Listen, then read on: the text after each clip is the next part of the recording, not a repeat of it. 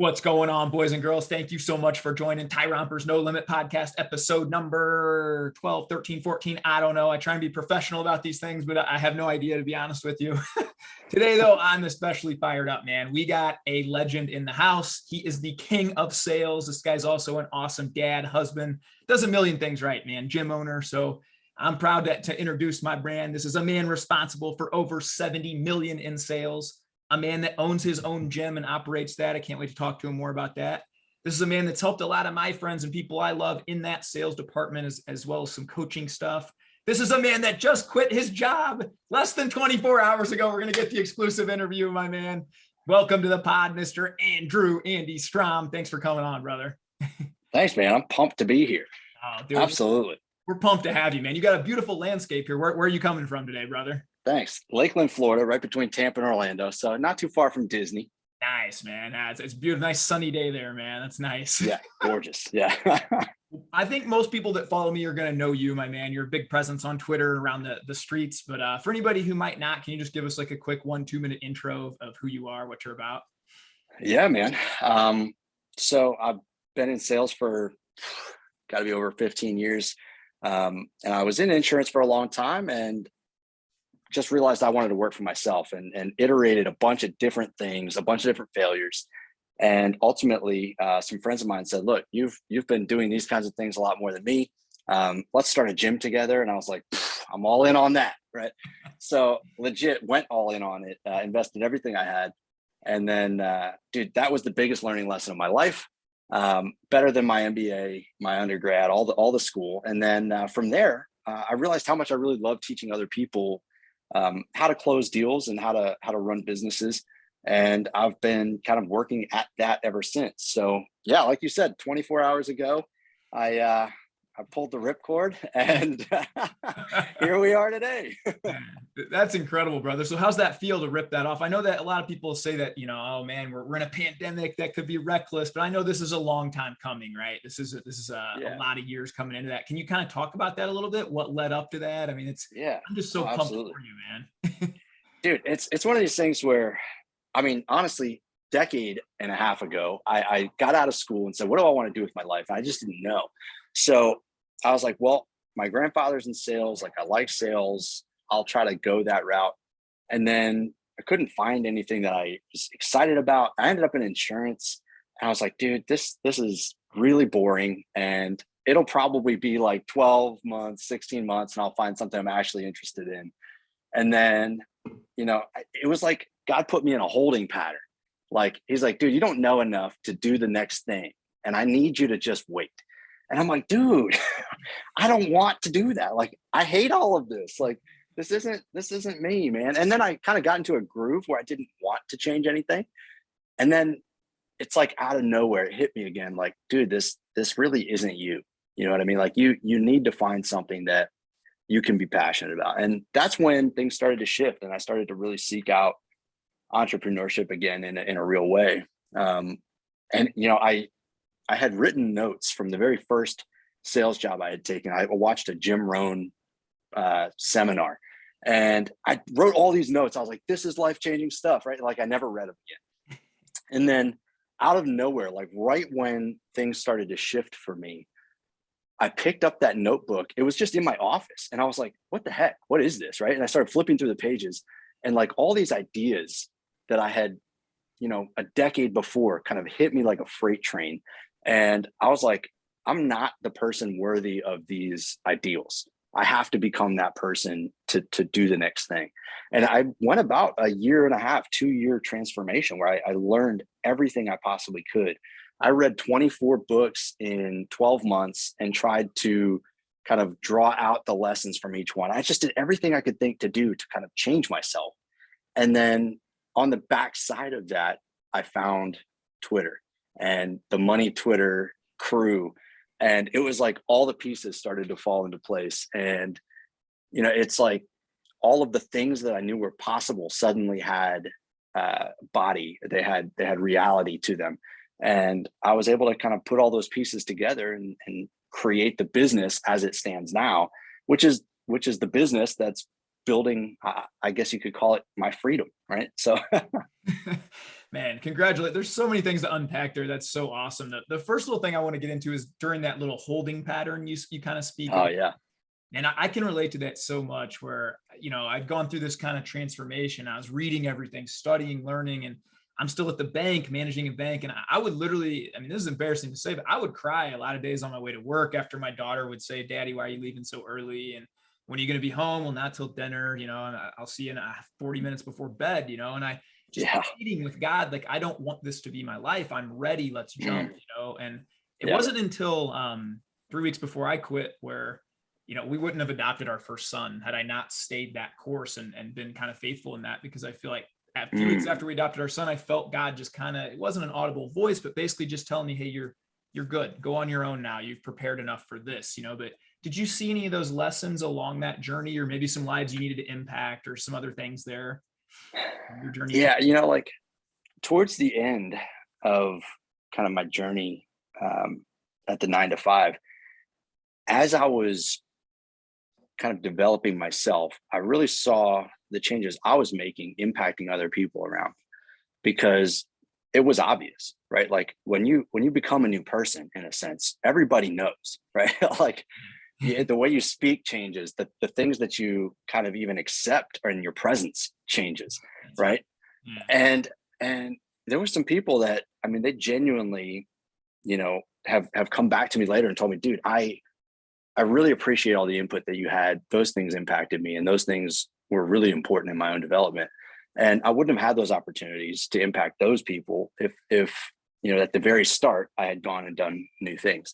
So that's cool to see, looking back on it and kind of understanding that even though I was in, I kind of called it purgatory. It's maybe a negative term, but even though I was in this place where I felt like frustration, I was still having a positive impact on other people, and helping them develop themselves into the people they wanted to be. And that was huge. And honestly, like if I had not been there, I never would have started the gym, because I met my business partner through that opportunity, through my previous job. And there are several avenues where those things would never have opened up had I not been in that place. And that's absolutely true. So, and I was talking to my wife, literally last night as we were like praying about this new adventure. It was just like, man, I really appreciate everything about that past opportunity, in a sense that it developed me into the person that I needed to be. And it was the place where God worked on me to drive me to the place I needed to go. And, I have no resentment, because all of that turns out to be a blessing in the end.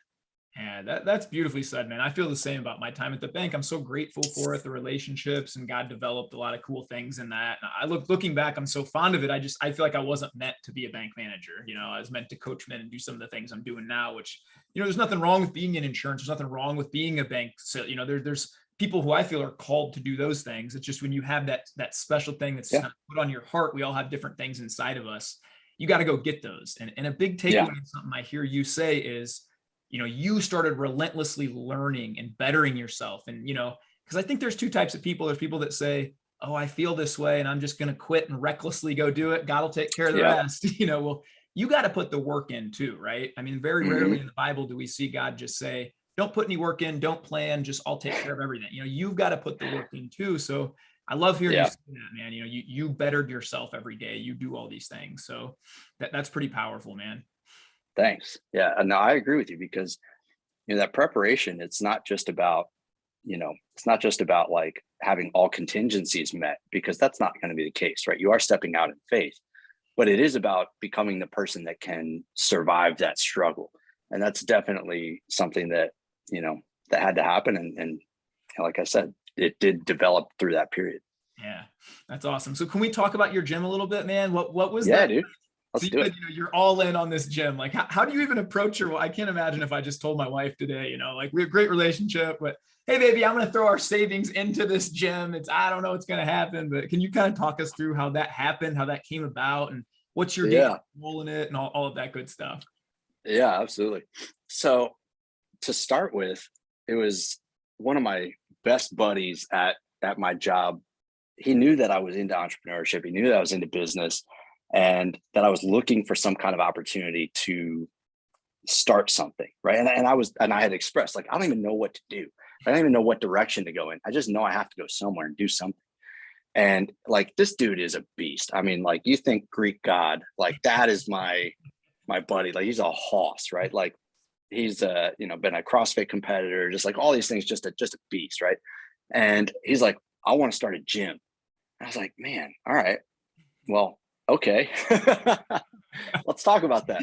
But this guy absolutely was the best salesperson I've ever had work for me. All right. So I've never employed somebody that was that good at sales. And I was like, all right. He worked under you selling insurance. So he worked directly for me. Nice. And I was like, okay, if I'm going to start a business and risk everything I've got, I know I want like an ace, right? Like, I want somebody that's going to close everything that comes through the door. And I was like, let's think through this whole gym thing, because at the time, and still, to be honest, gyms as a whole were struggling. Like 80% of them were closing within some really short period of time, like 12 months. Like, most of them didn't even make the first year. And I was like, dude, what's our strategy for this? What are we doing differently to get a different outcome? And he was like, I don't know, we'll be cheaper. And I was like, yeah, all right, that's not going to work. So let's plan. And so we spent months, just months, poring over different business strategies, different concepts. And we came up with what ultimately I'm really happy we decided on, which was like the premium model. Hey, we're going to be the most expensive gym in town, but you're going to get the best coaching here. You're going to have access to the best types of equipment. You're going to, have small group environment. If you're in a group, or one-on-one, you're going to have basically the whole gym to yourself. Like, this is just a premium model. And, people will pay a premium for that. And we have a second, I guess a third partner, who's our head coach. And this guy's the best. And they basically looked at me like, you're insane. Nobody's going to pay what you're telling me that they are going to pay. Like, that's not going to happen. Like, we're used to paying $85 a month for everything. I'm like, yeah, but people are willing to pay $1,000. I'm telling you. And they're like, no, that's not a thing. So we kind of went back and forth, and they eventually said, like, all right, well, here's what we're going to do. We're going to go with your plan. And if it sucks, we're going to change it halfway. Like, are you okay with that? I was like, all right, let's do that. Yeah, you can pivot, right? Yeah, exactly. Like, yeah, we can change it later if we have to. So it was my role then to basically create the entire structure of a business. And all they had to do was essentially like build the gym out itself, equipment and class schedules and that type of stuff. So I had a very front loaded work in the partnership of, getting, the right property set up and negotiating that deal and all these different things, I was involved in. And dude, nothing that I went to school for, prepared me for any of that. And I was like, dude, I have a degree, a business degree and an MBA. And like, I don't know any of this stuff. What the heck? What did they teach me? Nothing. So we opened the door, bro. And we had like one member month one, you know what I mean? Like, it was like, oh my gosh, like he was a like a class member. So he was paying, like, at the time, I think it was like $165 a month. And I'm like, all right, we got a long way to go. That covers the water bill, right? Feasible. Yeah, exactly. Right. Like, yeah, exactly. So we hired a mentor at that point, and that was huge because the insights that they were able to give us, fast forwarded our learning curve. We didn't know anything about operating a gym, and this guy has had a successful gym for a decade, and he was able to pour into us and help us understand, like, hey, this is a worthy investment. Hey, this is really stupid. Stop doing that. And that helped a ton, honestly. So then, we opened in October. We were going into kind of that hot season, January, and we're like, dude, we're stoked. What? Right. January rolls in and we got 0 members in January. And we were like, oh my gosh, we ruined everything. And like, that's when everything like really got serious for me in terms of the opening the gym part. And I know that you asked about my wife, and I'm gonna come back to that because that's a good story. But so it was at that point, like, dude, it was really a trial of faith, like a test of faith, honestly. And I was like going to the gym, like empty gym, just me in there, and just like praying, like, dude, what are we doing? Like, is this right? Like, I don't feel like we would have been allowed to get this far only to just fail miserably. And, it's not that God doesn't allow failure, but I just didn't have any, like, I didn't have any reservation. I didn't have anything that told me like this was a bad idea. Like everything was green lights, right? I was just like, what am I doing here? And we had this neighbor next door who hated us. He was like livid that we were there and threatening to sue us. And I was just like, literally every stressor that I could imagine was just piling up. Karen, right? Yeah. It had to be Karen. Right. There's always one, man, in every story. Always, dude. Yeah. But crazy thing, man. Like, I'll shorten this part of the story a little bit, but in the end, like, things changed and God moved. And the neighbor that was harassing us became our highest paying client. And yeah, just crazy. Wow. Right. That following month, we got 18 members, and we went from like nightmare scenario to best case scenario in 30 days. And then like everything shifted at that point. Everything totally changed when it was like, all right, like, it's all in your hands. You've got this. Let's roll. And like, that was so wild to me that's kind of how that played out. And I've always kind of held like a chairman of the board type position, right? So strategy, long-term decisions, like that stuff I'm heavily involved in. And my other two partners run the real day-to-day stuff, like the daily coaching and the I guess you would call it management of like accounts and finances and stuff. So I've withdrawn myself from a lot of that over the past couple of years. But at this point now, my role is like chairman of the board, right? I come in, we have conversations at a high level, business strategy. I green light great decisions and ask questions about not so great decisions, and I get to have my own gym, which I always joke is the most expensive personal gym I've ever heard of. But that's awesome, man. Do you so feel that was kind of like, oh, yeah, sorry. go ahead. The big tipping point then was one, the mentorship, and then two, just kind of letting go of control and saying, you know what, it's in your hands. I kind of release control and let's see where you take it. Yeah, big time. I think that those were two huge moments for us as we developed. Trusting the wisdom of somebody with experience instead of assuming we know better, and then recognizing that even if we do the best we can possibly do, it's not ultimately up to us. What plays out. So we were just going to execute at the highest level we could and trust that things were going to work out. That's and so that was too. Yeah. When you get to that point, right, then it's just, there's no pressure anymore. That's a beautiful way to live, really. And that's an interesting thing because, when you talk to people about improving their ability to sell, one of the things that really is a crutch for people or stops people is this high anxiety or high stress directly, related to the sale. And when people just release that and it's just like, well, the outcome is the outcome, all of a sudden it's like good things start happening, right? They can close deals, but it's more than just that. It's really about everything. When you approach life with a high level of anxiety, Yep. Things don't seem to work, right? But when you have a mindset that it's going to work, it does. Yeah, it's if you're talking about a guy who's single and he's like so nervous about it, talking to this girl, dude, it's not going to go well.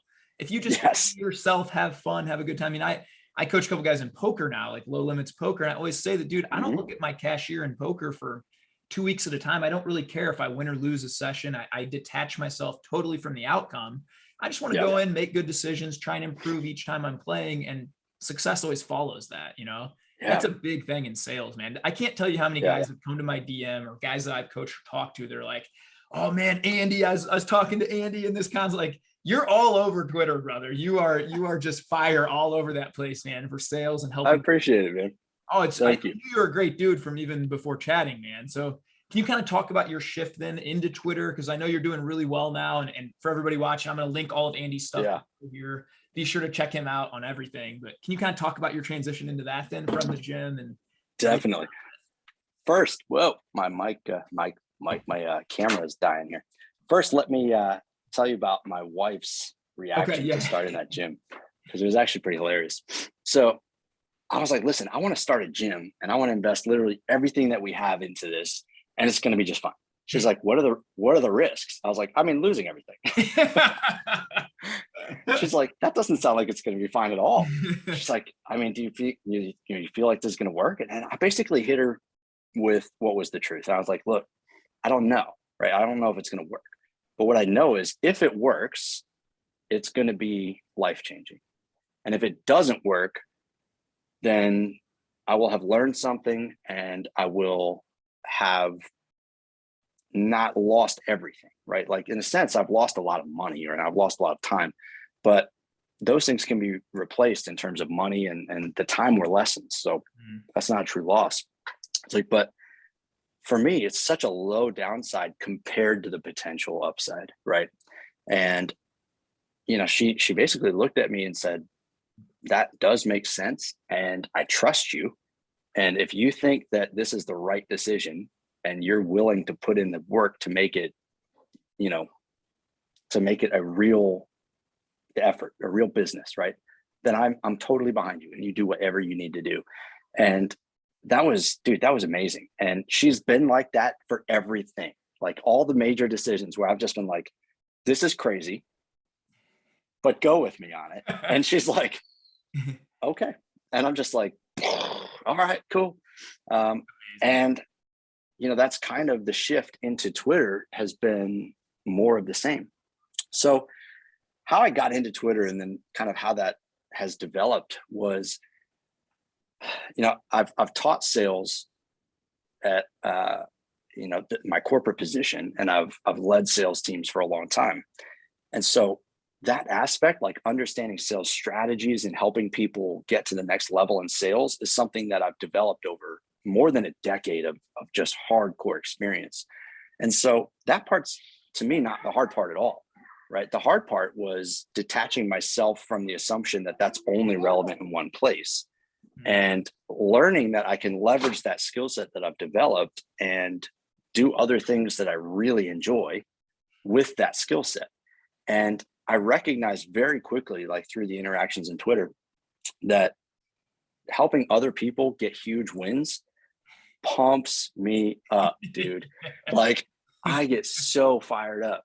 And I've got clients that were like, hey man, my best month was like $1,000, but I have a nest egg and I know that sales closure is like my big stumbling block. And then we go through all these different things and we end up changing their offer. We changed their strategy for getting leads. And then it's like, all of a sudden it's like, boom, boom, boom, boom, $9,000 was their month, as they continue implementing this stuff. It was like, dude, 9 times where I started. Like, yeah, but it wasn't me. Like you were doing all that stuff. I just unlocked that stuff that you were already capable of. And like, that's, dude, gets me fired up. I get chills as you talk about that, because there is no greater feeling in life.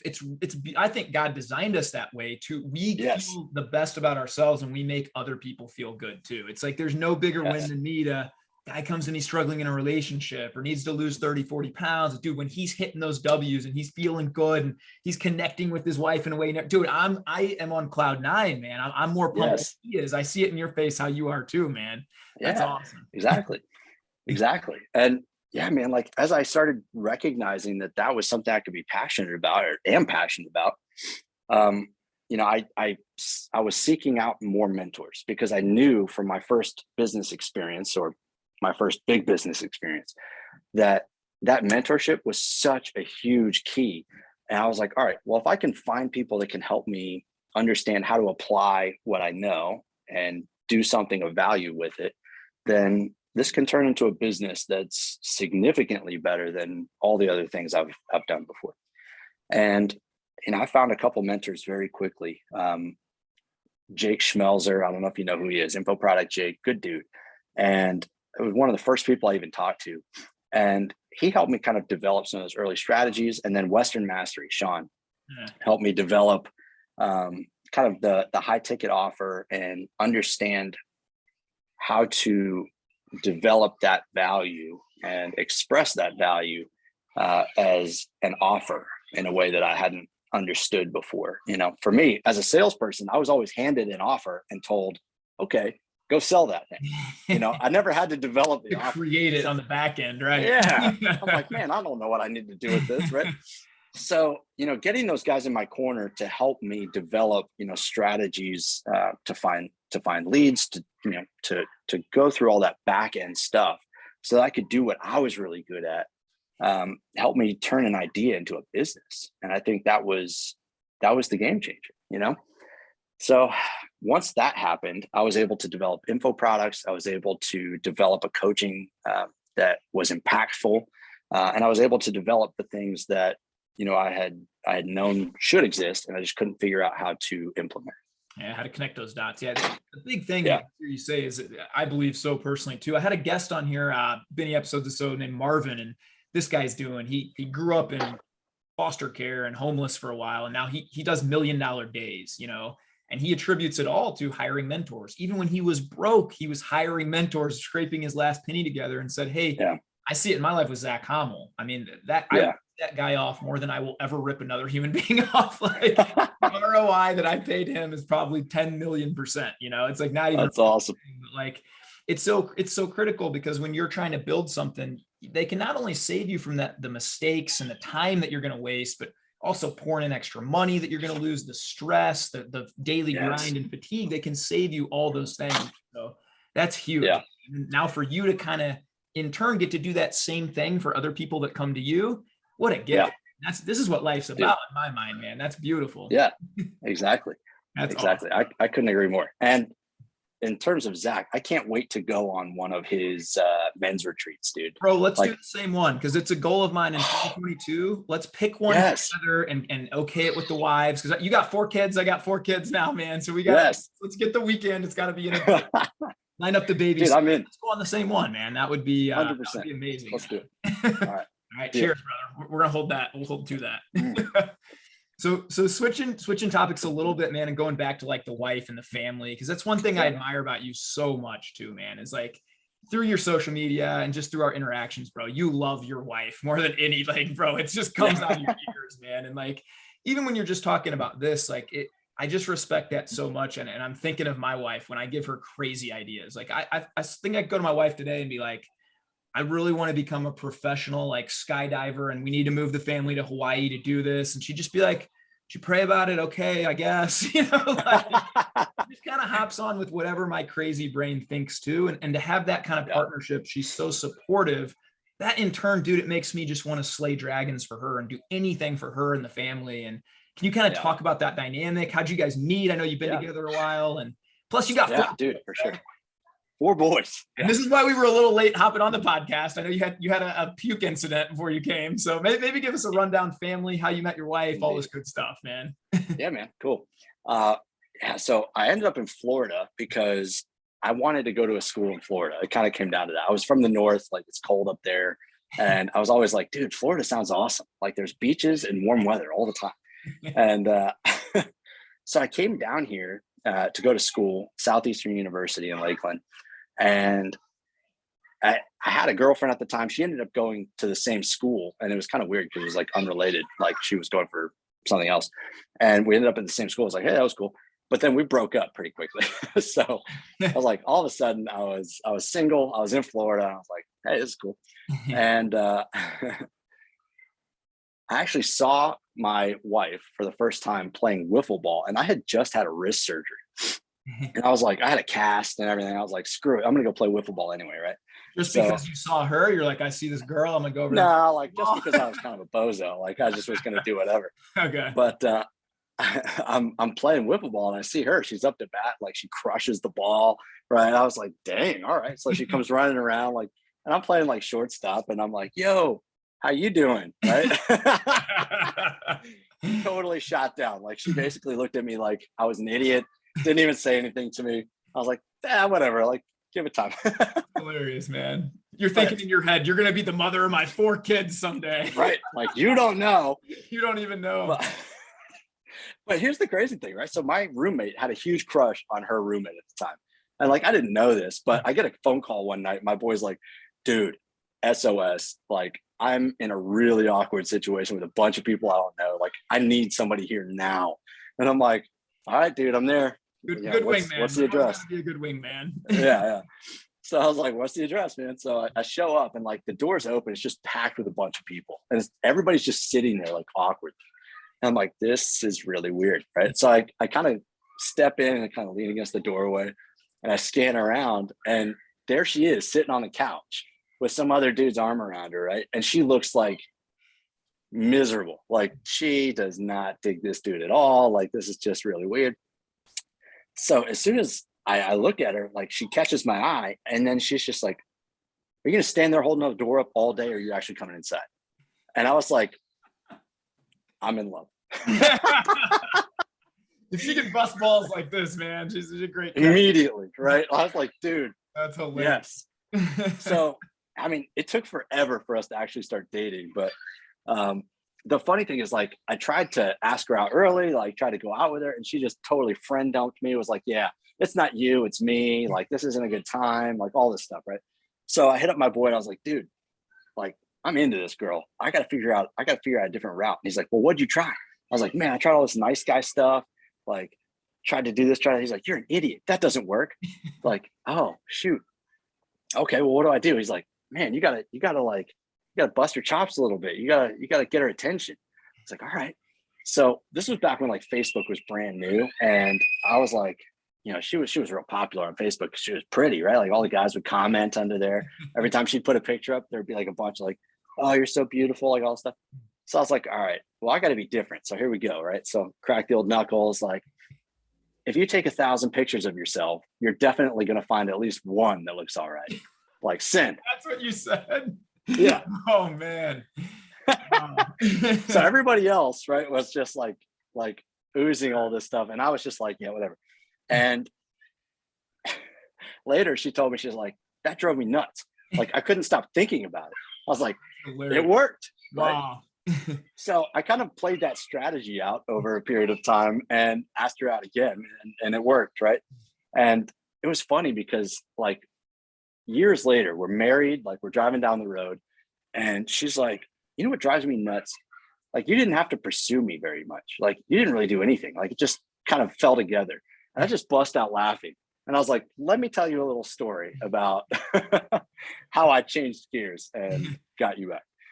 She was awesome. Like, dude, I feel tricked. There is a lot of strategy that goes into it, man. You know? Oh yeah, dude, for sure.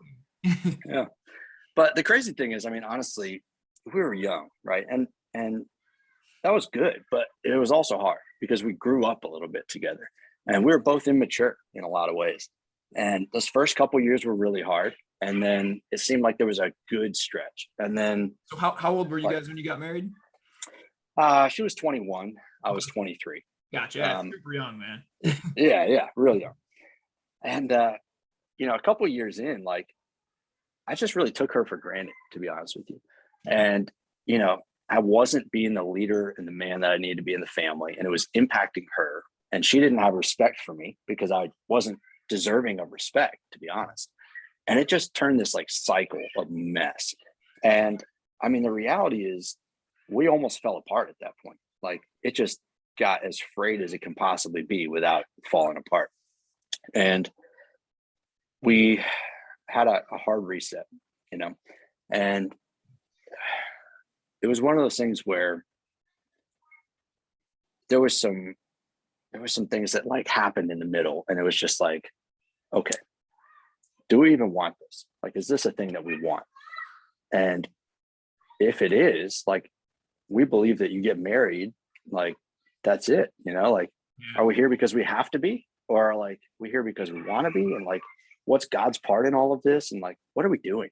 And you know, I was in the midst of making a million bad decisions about everything, you know? And at that point, it was like everything got reset.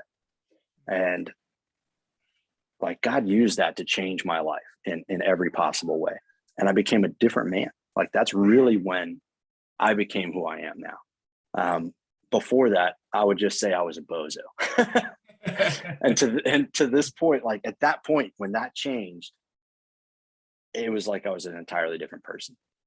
And that's when I became somebody that was deserving of that respect. And I was able to lead our family differently. And I saw her through new eyes. Like I understood the value that she brought, and like taking her for granted just seems insane now, Right. Especially when you're home more and you see what the wives do day to day, it blows my mind, man.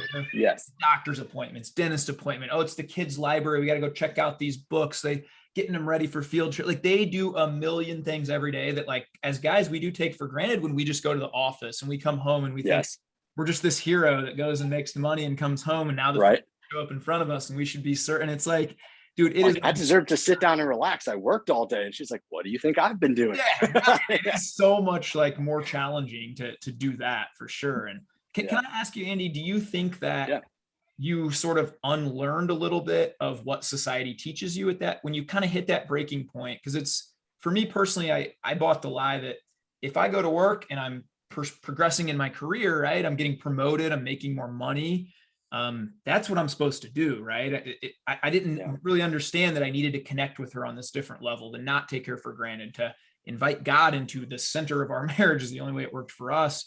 Do you kind of feel like that was a big thing for you too, to unlearn a lot of that stuff?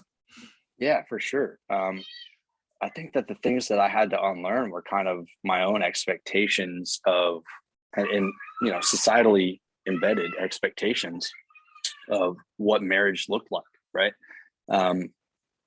And man, when I say like I changed, I mean I completely changed. You know what I mean? Like I helped in ways like I'd never helped in the house before in that sense, right? And even those things were just game changers for her, because it was like she felt supported, and like it's funny because you've got this extreme version of like leftist ideology, right, that says like nothing matters, and men and women are all the same, and all these things, and like there's that viewpoint, and then there's like this extreme right that's like to the far extreme where it's like the woman must not and the man must this, right? And it's like, dude, neither of those things are right. And it was a matter of like finding a balance of like, yeah, obviously I should be helping with these things, right? Like how am I supposed to do that in a way that's helpful to her? And then how does she support me in ways that allows me to get the rest and recharge that I need to continue doing the things that I need to do? So we both had to relearn, a lot of things in the middle that helped us function at the higher level that we can now, for sure. It's huge. And I do feel like even in relationship now, we're going strong on 8 years, and we joke that it's better than our honeymoon. We had that really rough patch for a few years there. We had to unlearn a lot of that. But the second we take our foot off the gas, and the second that I get focused on my stuff and take her for granted a little bit, you can slip back into that. I love how you called it like that. It's crazy cycle where you're almost like score in a way, like, well, I did all these things. I'm a great dad. Why aren't you doing it? And it's such a business mindset, and those little things for our wives.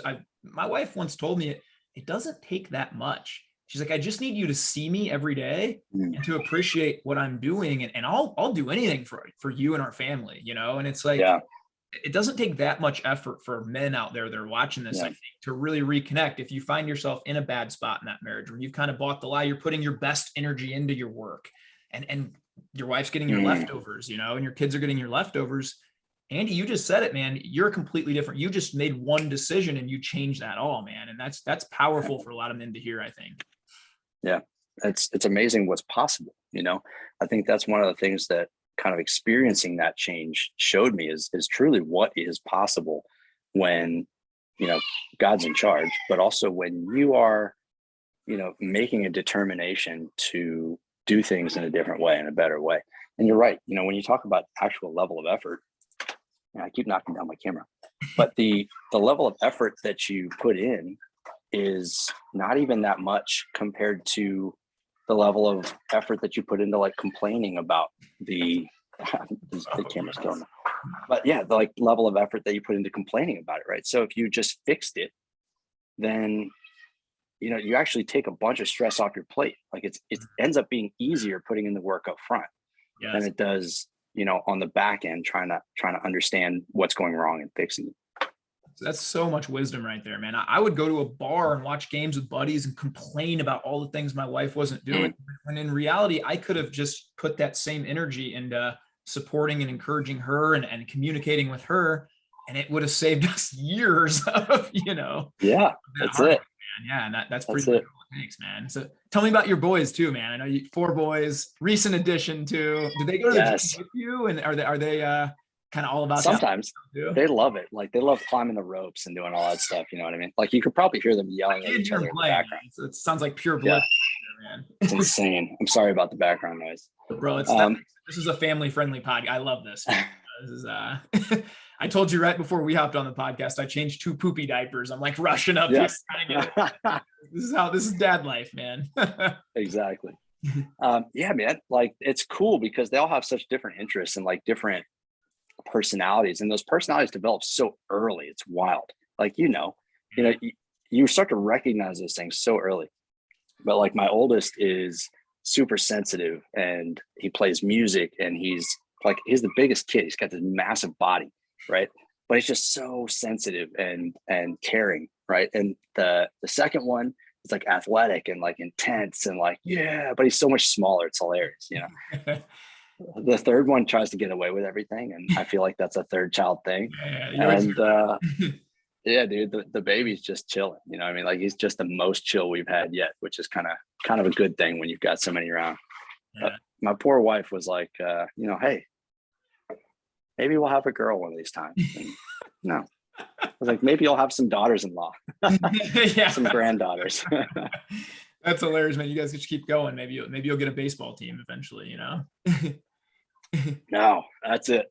Oh, that's been rectified. Okay, gotcha. Yeah. Gotcha, man. Well, I want to get back a little bit to your expertise while we have a little time, and maybe educate some people out there about sales and about, maybe somebody out there is struggling, whether that be in a corporate role or maybe they're on Twitter and they have a hard time resonating with their clients or selling or things like that. What are your first kind of tips? And when you kind of start to assess what mistakes they're making, what are some things that you see like early on that you could kind of generally help people with? Yeah, dude, some of the biggest things that happen early is we help tweak people's mindsets and kind of their assumptions, because people come into sales with the wrong assumptions and it messes everything up. People assume like, hey, sales is this whole skill set that I have to develop. I've never developed before, but that's crazy because we're all salespeople already, right? Like I had to be a salesperson to get my wife. That's right. That's like what I just thought of. Yeah.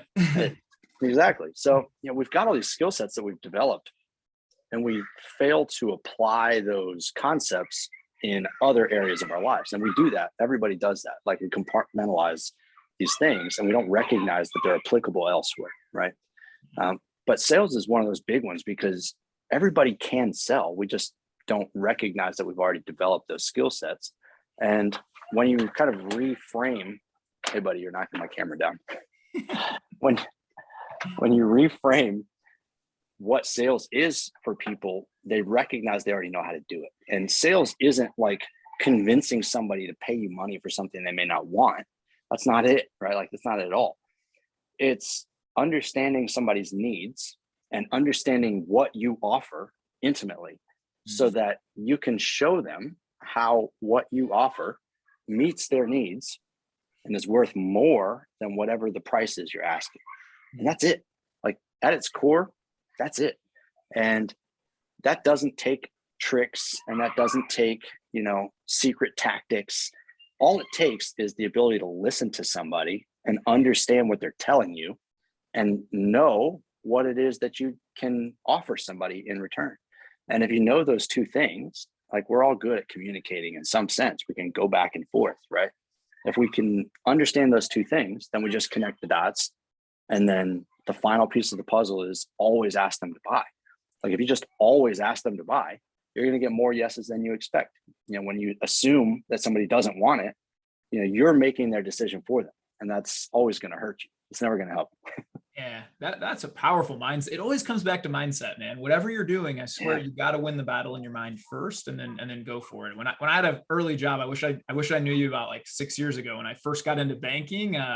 My job as a relationship banker was to cold call like 30, 40 people a day and just offer them some of our products and services. And dude, I'd get worked up about it. Like I'm on an 0 for 120 stretch, and like, what am I doing wrong? And things like that. But it is a powerful reframe when you think of it in that way. Hey, I have a great product here that could potentially help people. I'm just going to let them know that and see what their needs are and try and meet them there, Yeah, exactly. Cold calling, side note, for people who haven't done it, is like trial by fire. I think like everybody has to experience it to some level at some time. I ended up loving it, man. Honestly, at the end of my relationship banking, I loved it. I loved I got 1 minute of their, maybe 10 seconds of their attention. How can I be really good, get them engaged? Like it became a game to me that I almost liked. Dude, that's awesome. And that's it. Like the first 10 seconds sells the first minute. The first minute sells the conversation. And then you can have the real conversation you're trying to get into, and you can actually have an effective conversation. So yeah, dude, that's perfect. Yeah. I remember one time my boss, Morgan, shout out to Morgan if you watch this. She was the best boss ever. Man. She was my manager at Chase, and she would come up to me and be like, "You've been talking to this like cold call person for 37 minutes. Like, what are you like? What are you talking?" I'm like, "She's a wealthy old lady. I think we can help her. Her name's Virginia. She's got 4 grandkids." Like, dude, I would just get to know these people like so well on these calls, and that became like a little game to me, which I really enjoyed. Yeah. Dude, the funniest thing, I mentioned that guy that is my business partner is like the best sales guy I've ever had. He had that same like mentality. Like he would get on these calls, and when he had one, like he's like, "Man, we're going to talk forever." He'd look at me and he'd kind of like lean back and just like cast his line, like set it and just start reeling. And I'm like, "Dude, what are you doing?" And then I'd come back by, be like an hour later, and he's like, yeah, I closed that. That is, man, my cheeks are hurting, man. That's I can just picture your buddy just do. That's hilarious, man. Oh yeah, that's good stuff. Pretty awesome, man. Well, I could probably talk to you for 10 hours, man, but I've noticed I only have people's attention for about 55 minutes or so on these pods. I end every one with what I call 5 rapid fire questions, man, where I'm just going to fire out a quick 5 questions. Just give me the first thing that comes to your mind. All right, Andy? All right, let's do it. All right, brother. So number 1, what is the biggest mistake that entrepreneurs will make regarding sales? They're going to assume they're bad at it. Nobody's really bad at sales, and you don't have to be afraid of that part. That's awesome, man. You got so much wisdom on you, my man. This has been fantastic. You mentioned earlier you read like 24 books in 12 months. What's your favorite book, excluding the Bible, or the most impactful that you've ever read? The one that always pops to my head is Basic Economics by Thomas Sowell. And the reason why is because it literally shifted the way I view the world. So his statement, "You always get what you incentivize," changed everything for me. And it made very clear why human beings respond and act in the way they act. And that was probably the best thing I read out of that entire year. That's awesome. That is such a power. You can always go back and look at those incentives, whether companies are setting them, governments are setting them, and you can see what outcomes are going to happen by what incentives are set. We could do a whole podcast just on that, man. That is exactly. Thomas, man. That guy's a genius. Yes, dude. Yes. In your gym? What's your go-to workout song if you're trying to hit a PR? Oh dear Lord, man. I'm the worst with my music. My business partner always throws crap on that I've never even heard of it. But if we're going for my own music, it's stupid and cheesy, but Metallica's Enter Sandman is the go-to. Like, just crank it all the way up, shake the walls a little bit, and hit it. That's we ran out in high school basketball. We ran out to that song. So like, I'll be running sprints sometimes and I'll put that on, and I swear I could go back to 20 years ago, man. I just like ready to run through a wall, like going out to those games. Yes. That's a great song. That's good. Coming up on Christmas, man, a Christmas theme one. What's your favorite Christmas movie to watch with your family, man? Oh man. It's a Wonderful Life is the number one movie for me. They all hate it. They hate it? Oh man, they'll get older and they'll appreciate that movie. I know it too. My mom. They all love Elf. Like, that's their movie, right? Like, everybody loves Elf, and I'm like, no, let's put on It's a Wonderful Life. Like, shut up, go away, old man. All right. That's funny, my man. What's one unique talent or skill that Andy has that maybe not a lot of people know about? Oh my gosh, I don't know what would be unique talent or skill. Besides risk taking and throwing everything into a business, right? Just making crazy decisions and sending it. I think you legit stumped me. Like, I don't even know what would be a unique talent or skill. I read people really well. And I think that that's something that is unique in a sense, because I have just enough knowledge of psychology to be dangerous, but I can read people super well. And it helps me understand kind of who people are in a sense prior to ever having to dive into deep conversation with them. And that really is something I think that is, unique to me, and not like nobody else can do it, but not a whole lot can do it to the level that I'm able to. And I think that that's a pretty cool thing. It's an important skill set. Do you think you can develop that too over time? Have you've worked to develop that? I think so. Yeah, I think so. And listen, I spent a lot of time on the phone selling, right? And so one of the things that I did as a game that I think helped me develop that skill set was I would do the like one line guess game. So I would literally talk to somebody, and after the first sentence, I would try to guess their age, their marital status, their socioeconomic status, and what kind of car they drove, just based on the first sentence. Wow. And what is crazy is how you can start to get really accurate with those things based on a single sentence. Wow. It's nuts. I'm gonna start doing that in my own head. So have you ever played poker, Andy? Dude, I have. And listen, Todd, when I play with my family, which is basically the only time I play anymore, you are in my head, and all you're saying is just don't make stupid decisions. And I'm like, yes, okay, Todd, I'll fold the crap. Yeah, no, I just somebody, you have enough on your plate with the kids, the business, the coaching, the other business, but you'd be a fantastic poker player, I think. And I view like a lot of life and business as a game, I think, because my first 10 years of my career, so to speak, I was a professional poker player. So even when I transitioned to banking, I try to always see it as a game and like, unlocking these new levels and things like that. So I think you'd make a fantastic player, man. I think that one of the things that shifted in my mindset as I got better in the entrepreneurial world was seeing entrepreneurship as a game, because it was something that shifted, my perspective of what was enjoyable. And, the routine of entrepreneurship became like the process to leveling up, and everything kind of, made sense to me then, That's powerful, man. I kind of look at that too. Like every month I go back and kind of audit myself on faith, finances, fitness, friendships, all these things. And it is like a game to me. Like I just want to reach a new level, we unlock this new code now, like kind of leveling up. Yes. It's a powerful kind of way to frame it for myself. And I like that you do that too, man. That's cool. That's awesome. Yeah. And well, I want to thank you so much for coming on, Andy. I don't want to take too much of your time. I know you're a busy man, but I so much appreciate Thanks for having me. Oh, bro, it's all the honor. We got to get you back on here. And, you need to be a regular, because you're a hilarious guy. I think you got a lot of wisdom. Dude, I'm down. And I really appreciate it. Let's do it. So I'll link all of Andy's stuff below. Everybody, please check him out. If you're an entrepreneur or somebody in sales, think about hiring Andy as a coach. I think he'll level up your game too. I appreciate everybody tuning in to Tyromper No Limits podcast, episode number, I'm not sure. Check it out on the link above. But you guys go have a blessed day today. Be kind to everybody you encounter. Let's change the world, my man. Thanks again, Andy. Any last words, my man, for people? I love you all. That's it. There you go. Have a blessed day, everybody.